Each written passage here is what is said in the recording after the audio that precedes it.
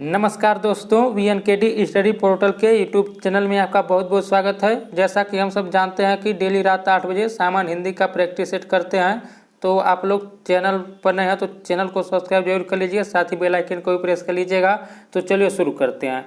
देखिए, आज का पहला प्रश्न है, इसे बताइए भाषा के लिखित रूप में बात बताते हैं। बताइए भाषा के लिखित रूप में बात कैसे बताते हैं, बोलकर कि लिखकर कि ए और बी दोनों, कि इनमें से कोई नहीं। तो देखिए, भाषा के लिखित रूप में जो है बात जो है लिखकर बताया जाता है, तो इसका ऑप्शन नंबर बी सही हो जाएगा। अगला प्रश्न देखते हैं, प्रश्न नंबर दूसरा, इसे बताइए भारत की राष्ट्रभाषा। बताइए भारत की राष्ट्रभाषा कौन सी है, उर्दू है कि हिंदी है कि अंग्रेजी है कि इनमें से कोई है। देखिए दोस्तों, ये सभी जानते होंगे भारत की राष्ट्रभाषा हिंदी है, तो इसको आप याद रखिएगा।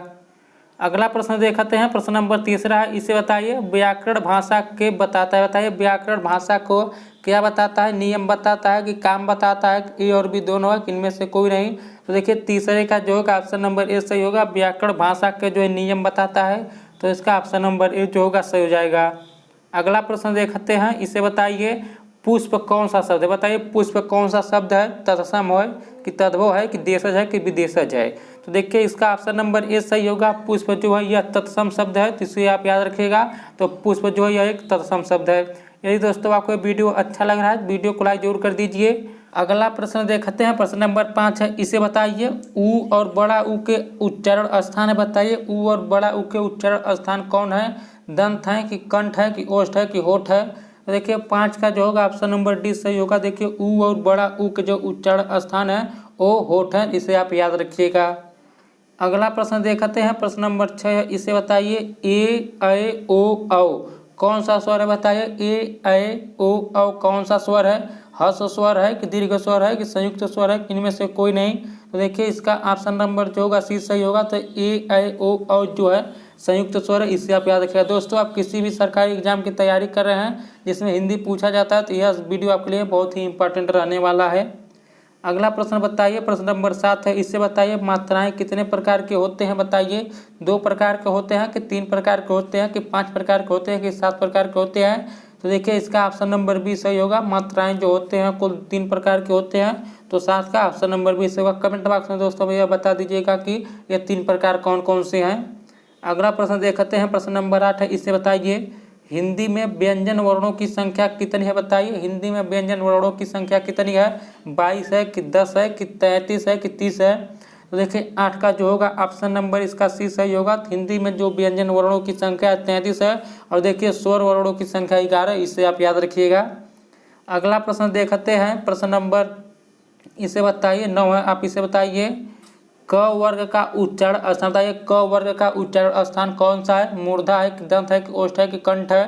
तो देखिए 9 का जो होगा ऑप्शन नंबर इसका डी सही होगा। तो देखिए क ख ग घ ङ ये सभी जो है कंठ वर्ग के हैं, यानी यहाँ पर क वर्ग के हैं, तो यह कंठ के अंतर्गत आएगा। तो 9 का ऑप्शन नंबर डी सही हो जाएगा। अगला प्रश्न देखते हैं, प्रश्न नंबर 10 है, इसे बताइए प वर्ग का उच्चारण स्थान। बताइए प वर्ग का उच्चारण स्थान कौन सा है, दंत है कि कंठ है कि ओष्ठ है कि मूर्धा। तो देखिए प का जो उच्चारण स्थान है प वर्ग का, वह जो होता है आपका ओष्ठ होता है। जैसे प फ ब भ म, यह देखिए ओष्ठ के अंतर्गत आता है। तो यहाँ पर 10 का ऑप्शन नंबर सी सही हो जाएगा। अगला प्रश्न देखते हैं, प्रश्न नंबर अगला हम देखते हैं 11 है, आप इसे बताइए ट वर्ग का उच्चारण स्थान है। बताइए ट वर्ग का उच्चारण स्थान कौन सा है, दंत है कि कंठ है कि ओष्ठ है कि मूर्धा है। तो देखिए इसका ऑप्शन नंबर जो होगा डी सही होगा। तो देखिए ट वर्ग का जो उच्चारण स्थान वह मूर्धा है, तो इसका ऑप्शन नंबर डी यहाँ पर सही होगा।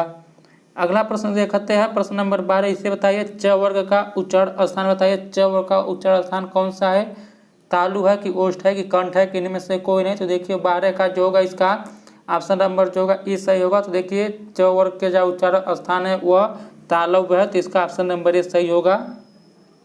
अगला प्रश्न हम सब देखते हैं, प्रश्न नंबर 13, इसे बताइए प फ ब भ म का उच्चारण स्थान कौन सा है। बताइए आप तालु है कि ओष्ठ है कि कंठ है कि दंत है। तो देखिए यह सभी जो है यहाँ पर देखिए यह सभी ओष्ठ हैं। प फ ब भ म का उच्चारण स्थान यहाँ पर देखिए, तो यह सभी जो ओष्ठ के अंतर्गत आते हैं। तो 13 का ऑप्शन नंबर बी जो होगा सही हो जाएगा। अगला प्रश्न देखते हैं, प्रश्न नंबर 14 है, इसे बताइए अंतस्थ व्यंजन कितने प्रकार के होते हैं। बताइए अंतस्थ व्यंजन कितने प्रकार के होते हैं, 7 प्रकार के कि 8 होते हैं कि 4 होते हैं कि 5 होते हैं। देखिए 14 का जो होगा ऑप्शन नंबर इसका जो होगा आपका सी सही होगा। तो देखिए य र ल व य जो है अंतस्थ व्यंजन के अंतर्गत आते हैं, तो इसका ऑप्शन नंबर सी जो होगा सही हो जाएगा। अगला प्रश्न देखते हैं, प्रश्न नंबर 15। इसे बताइए इनमें से कौन सा शब्द संज्ञा से बना हुआ विशेषण है। बताइए कुलीन है कि नमक है कि कृपा है कि जाति है।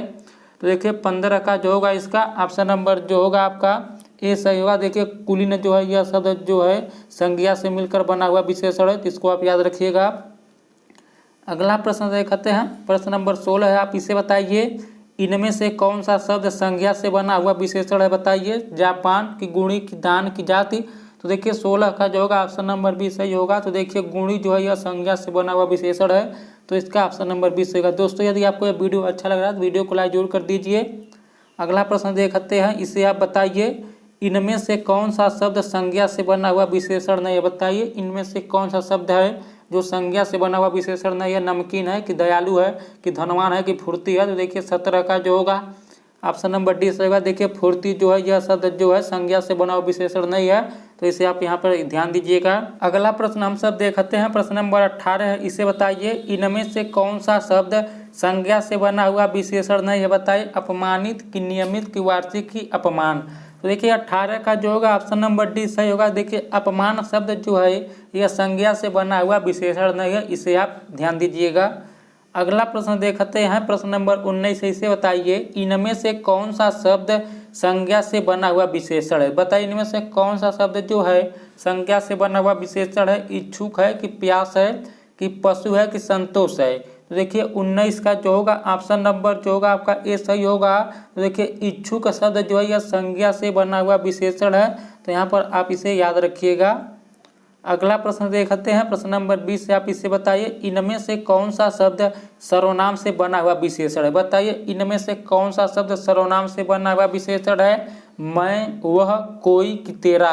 तो देखिए 20 का जो होगा ऑप्शन नंबर जो होगा डी सही होगा। देखिए तेरा शब्द जो है यह सर्वनाम से बना हुआ विशेषण है, इसे आप ध्यान दीजिएगा।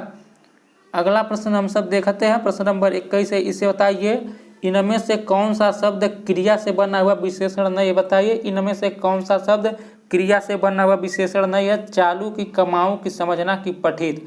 तो देखिए 21 का जो होगा इसका ऑप्शन नंबर जो होगा आपका सी सही होगा। तो देखिए समझना जो है यह शब्द जो है क्रिया से बना हुआ विशेषण नहीं है, इसे आप यहाँ पर ध्यान दीजिएगा। अगला प्रश्न देखते हैं, प्रश्न नंबर 22। इसे बताइए इनमें से कौन सा शब्द क्रिया से बना हुआ विशेषण है। बताइए इनमें से कौन सा शब्द क्रिया से बना हुआ विशेषण है। वहाँ है कि यहाँ है कि कल है कि आज का है। तो देखिए 22 का ऑप्शन नंबर डी सही होगा। यहाँ पर देखिए आज का जो शब्द दिया है यह क्रिया से बना हुआ विशेषण है। अगला प्रश्न देखते हैं, प्रश्न नंबर 23। इसे बताइए इनमें से कौन सा शब्द पुल्लिंग से बना हुआ स्त्रीलिंग है। बताइए काली होगा कि बड़ा होगा कि ऐसा होगा कि इनमें से कोई नहीं। देखिए 23 का जो होगा आपका ऑप्शन नंबर जो होगा ए सही होगा। देखिए काली शब्द जो है यह पुल्लिंग से बना हुआ स्त्रीलिंग है, इसे आप यहाँ पर ध्यान दीजिएगा। यही दोस्तों डेली आप रात 8 बजे जो है सामान्य हिंदी का प्रैक्टिस सेट करना चाहते हैं तो चैनल को सब्सक्राइब जरूर कर लीजिए और वीडियो को लाइक भी कर दीजिए। अगला प्रश्न देखते हैं, प्रश्न नंबर 24। इसे बताइए कौन सा शब्द संस्कृत से तद्भव बनाया गया है। बताइए इनमें से कौन सा शब्द जो है संस्कृत से तद्भव बनाया गया है। बच्चा है कि वच्छ है कि ए और बी दोनों होगा। तो देखिए 24 का जो होगा आपका ऑप्शन नंबर जो होगा इसका ए सही होगा। देखिए बच्चा शब्द जो है यह संस्कृत से तद्भव बनाया गया है, इसे आप ध्यान दीजिएगा। अगला प्रश्न बताइए, प्रश्न नंबर 25 है। कौन सा शब्द गुणवाचक विशेषण है। बताइए इनमें से कौन सा शब्द जो दिया है गुणवाचक विशेषण है। लाल फूल है कि 5 लड़के हैं कि 10 हाथी हैं, इनमें से कोई नहीं। तो देखिए इसका ऑप्शन नंबर जो होगा ए सही होगा। देखिए लाल फूल जो है यह जो है गुणवाचक विशेषण है, तो यहाँ पर देखिए फूल का विशेषता बताया गया, तो इसलिए यहाँ पर लाल फूल जो होगा गुणवाचक विशेषण हो जाएगा। अगला प्रश्न हम सब देखते हैं, प्रश्न नंबर 26। इसे बताइए संख्यावाचक विशेषण कितने प्रकार के होते हैं। बताइए संख्यावाचक विशेषण कितने प्रकार के होते हैं। 2 प्रकार के होते हैं कि 3 प्रकार के होते हैं कि 5 प्रकार के होते हैं कि 8 प्रकार के होते हैं। तो देखिए 26 का जो होगा ऑप्शन नंबर इसका भी सही होगा। संख्यावाचक विशेषण जो होते हैं 3 प्रकार के होते हैं, तो इसे आप याद रखिएगा। संख्यावाचक विशेषण 3 प्रकार के होते हैं। अगला प्रश्न देखते हैं, प्रश्न नंबर 27। इसे बताइए कौन सा शब्द परिमाण बोधक विशेषण है। बताइए इनमें से कौन सा शब्द जो है परिमाण बोधक विशेषण है। शेर भर दूध कि 4 गज कि सब धन, इनमें से कोई नहीं।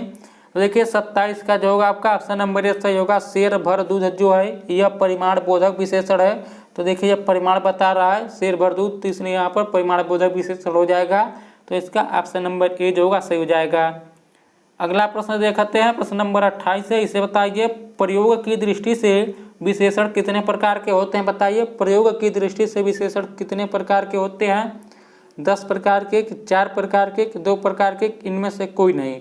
देखिए 28 का जो होगा ऑप्शन नंबर सी सही होगा। प्रयोग की दृष्टि से जो है विशेषण 2 प्रकार के होते हैं, तो इसका ऑप्शन नंबर सी जो होगा सही हो जाएगा। अगला प्रश्न हम सब देखते हैं, प्रश्न नंबर 29 है। इसे बताइए इनमें से कौन विधेय विशेषण है। बताइए इनमें से कौन विधेय विशेषण है। मेरा लड़का आलसी है कि सतीश सुंदर लड़का है कि ए और बी दोनों होगा कि इनमें से कोई नहीं होगा। बताइए। तो देखिए 29 का जो होगा ऑप्शन नंबर इसका ये सही होगा। इनमें से जो विधेय विशेषण है मेरा लड़का आलसी है, इस वाक्य में जो है विधेय विशेषण है, इससे आप ध्यान दीजिएगा इसमें। अगला प्रश्न देखते हैं, प्रश्न नंबर 30 है। इसे बताइए इनमें से कौन सा शब्द मूलावस्था है। बताइए इनमें से कौन सा शब्द मूलावस्था है। प्रियतर है कि लघुत्तम है कि सुंदर है कि इनमें से कोई नहीं। तो देखिए दोस्तों प्रश्न नंबर 30 का जो सही उत्तर होगा वो ऑप्शन नंबर सी सही होगा। देखिए सुंदर जो है यह जो है मूलावस्था रूप है, तो इसे आप याद रखिएगा। यह सुंदर जो है इसमें जो है मूलावस्था है। अगला प्रश्न देखते हैं, प्रश्न नंबर 31 से आप इसे बताइए। यदि दोस्तों आप डेली इसी तरह पढ़ना चाहते हैं तो चैनल को सब्सक्राइब जरूर कर लीजिए और अपने मित्रों के पास भी शेयर कर दीजिए इस वीडियो को। प्रश्न नंबर 31 है। इसे बताइए दांत का उच्चारण स्थान क्या है। बताइए दांत का उच्चारण स्थान क्या है। नाक है कि कंठ है कि ओष्ठ है कि इनमें से कोई नहीं। देखिए इसका ऑप्शन नंबर यहाँ पर ए सही होगा। देखिए दांत का जो उच्चारण स्थान है, उच्चारण स्थान वह नाक है, इसे आप याद रखिएगा। तो दांत का जो उच्चारण स्थान है इसमें जो है नाक हो जाएगा। अगला प्रश्न देखते हैं हम सब, प्रश्न नंबर 32 है। इसे बताइए हिंदी में कितने वर्ण हैं। बताइए हिंदी में कितने वर्ण हैं। 32 हैं कि 52 हैं कि 40 हैं कि 20 हैं। तो देखिए यहाँ पर 32 का जो होगा ऑप्शन नंबर 20 सही होगा। हिंदी में कुल जो है 52 वर्ण हैं, तो इसे याद रखिएगा। यहाँ पर ऑप्शन नंबर बी जो होगा सही होगा। अगला प्रश्न हम सब देखते हैं, प्रश्न नंबर 33 है। इसे बताइए हिंदी भाषा का जन्म स्थान कहाँ हुआ है। बताइए हिंदी भाषा का जन्म स्थान कहाँ हुआ है। उत्तर भारत में हुआ है कि आंध्र प्रदेश में हुआ है कि जम्मू कश्मीर में हुआ कि इनमें से कोई नहीं। देखिए 33 का जो होगा ऑप्शन नंबर इसका ये सही होगा। देखिए हिंदी भाषा का जन्म हुआ है वह उत्तर भारत में हुआ है, यानी उत्तर भारत जो है यह हिंदी भाषा का जन्म स्थान है, इसे आप याद रखिएगा। अगला प्रश्न हम सब देखते हैं, प्रश्न नंबर 34 है। इसे बताइए हिंदी खड़ी बोली किस जिला में बोली जाती है। बताइए रामपुर में कि मेरठ में कि देहरादून में कि इनमें से सभी में। तो देखिए 34 का जो होगा ऑप्शन नंबर डी सही होगा यहाँ पर। तो देखिए हिंदी खड़ी बोली जो है रामपुर में बोली जाती, मेरठ में भी बोली जाती, देहरादून में भी बोली जाती है। अगला प्रश्न हम सब देखते हैं, प्रश्न नंबर 35 है। इसे बताइए भाषाई के आधार पर सर्वप्रथम किस राज्य का गठन हुआ। देखिए दोस्तों यह जीएस का भी यानी यह एक महत्वपूर्ण प्रश्न है। आप इसे बताइए भाषा के आधार पर सर्वप्रथम किस राज्य का गठन हुआ था। आंध्र प्रदेश का कि पंजाब का कि राजस्थान का कि जम्मू कश्मीर का। देखिए 35 का ऑप्शन नंबर ये सही होगा। भाषा के आधार पर सर्वप्रथम जो है आंध्र प्रदेश राज्य का गठन हुआ था, तो इसे आप याद रखिएगा। अगला प्रश्न हम सब देखते हैं, प्रश्न नंबर 36 है। आप इसे बताइए भाषा के कितने रूप होते हैं। बताइए भाषा के कितने रूप होते हैं।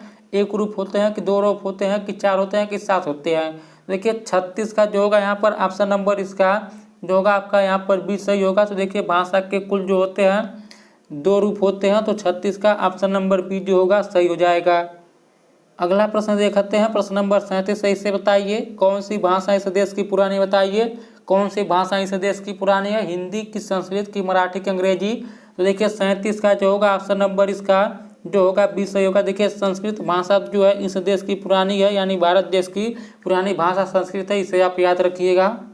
अगला प्रश्न हम सब देखते हैं, प्रश्न नंबर 38 है। इसे बताइए कौन सा भाषा मध्य देश की प्रमुख भाषा थी। बताइए इनमें से कौन सा भाषा जो है मध्य देश की प्रमुख भाषा थी। मागधी की, पैशाची की, स्वरसेनी की, अर्धमागधी। देखिए 38 का जो होगा ऑप्शन नंबर इसका ये सही होगा। देखिए मागधी जो भाषा थी यह मध्य देश की प्रमुख भाषा थी, इसे आप याद रखिएगा। अगला प्रश्न हम सब देखते हैं, प्रश्न नंबर 39 है। इसे बताइए मगही किस भाषा की उपबोली है। बताइए मगही किस भाषा की उपबोली है। राजस्थानी की कि पश्चिमी हिंदी की कि पूर्वी हिंदी की, बिहारी हिंदी की। तो देखिए 39 का ऑप्शन नंबर डी सही हुआ। देखिए मगही जो है यह बिहारी भाषा की उपबोली है। तो यहाँ पर देखिए यहाँ पर साथ ही देखिए भोजपुरी, मगही, यह सभी जो है बिहारी हिंदी की यानी बिहारी भाषा की बोलियाँ, इसे आप याद रखिएगा। अगला प्रश्न देखते हैं हम सब। प्रश्न नंबर 40 है, इसे बताइए निम्न में कौन सी भाषा भारत की प्रथम देश भाषा है। बताइए इनमें से कौन सी भाषा जो है भारत की प्रथम देश भाषा है। पंजाबी की, संस्कृत की, हिंदी की, पाली। तो देखिए 40 का जो होगा ऑप्शन नंबर डी सही होगा। तो देखिए पाली भाषा जो है भारत की प्रथम देश भाषा, इसे आप याद रखिएगा। तो दोस्तों आज का यह आखिरी प्रश्न था। यदि आप डेली इसी तरह रात 8 बजे सामान्य हिंदी का प्रैक्टिस सेट करना चाहते हैं तो चैनल को सब्सक्राइब जरूर कर लीजिए। तो इस वीडियो में इतना है दोस्तों, अब मिलते हैं इसके अगले भाग में। नमस्कार।